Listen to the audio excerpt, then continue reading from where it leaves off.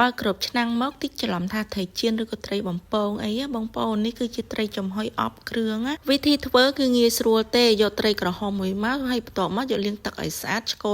កូតបែបនេះបងប្អូនហើយយកមកប្រឡាក់គ្រឿងដាក់ដូចជាម្សៅស៊ុបប៊ីចេងស្ករហើយនឹងទឹកប្រេងខ្យងបងប្អូនបន្ទាប់មកគឺខ្ញុំដាក់គ្រឿងបុកចូលគ្រឿងបុកហ្នឹងមានដូចជាគល់ស្លឹកគ្រៃរំដេងស្លឹកក្រូចរមៀតខ្ទឹមសហ្នឹងបងប្អូននិយាយទៅគ្រឿងហ្នឹងដូចជាគ្រឿងដែលយើងបុកសម្រាប់ស្លម្ជូរគ្រឿងអញ្ចឹង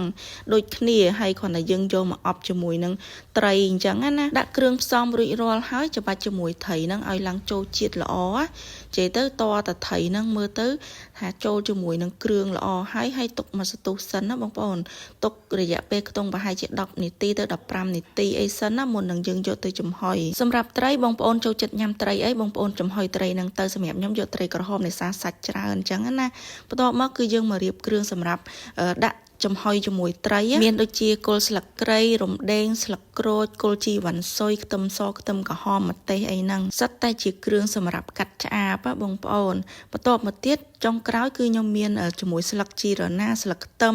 ម្ទេសហើយនិងជីវ៉ាន់ស៊ុយវិធីធ្វើដាក់ខ្ទះឲ្យក្តៅដាក់ប្រេងឆាចូលបន្ទាប់មកដាក់គ្រឿងដែលយើងបានរៀបចំមិញហ្នឹងណាដាក់ចូលក្នុងខ្ទះមកយើងលីងឲ្យវារៀងឈ្ងុយបន្តិចទៅណាបងប្អូនច្របល់វាមើលទៅរៀងឈ្ងុយតិចហើយយើងដាក់ត្រីចូលតែម្ដងបើមានគល់ស្លឹកគ្រៃច្រើនណាបងប្អូនដាក់ឲ្យច្រើនមកសម្រាប់ទ្របត្រីពីក្រោមអញ្ចឹងណាបន្ទាប់មកគ្រឿងគ្រូដែលសល់នៅក្នុងចានដែកដែលយើងបានប្រឡាក់ត្រីហ្នឹងដាក់ទឹកបន្តិចមកបន្ទាប់មកយើងយកមកចាក់ឲ្យអស់មកណាបងប្អូនរួចហើយក៏គ្របទុកចំហុយរហូតតតែត្រីយើងឡើងឆ្អិនណាបងប្អូនឃើញបែបនេះមិនទាន់ឆ្អិនទេណាបងប្អូន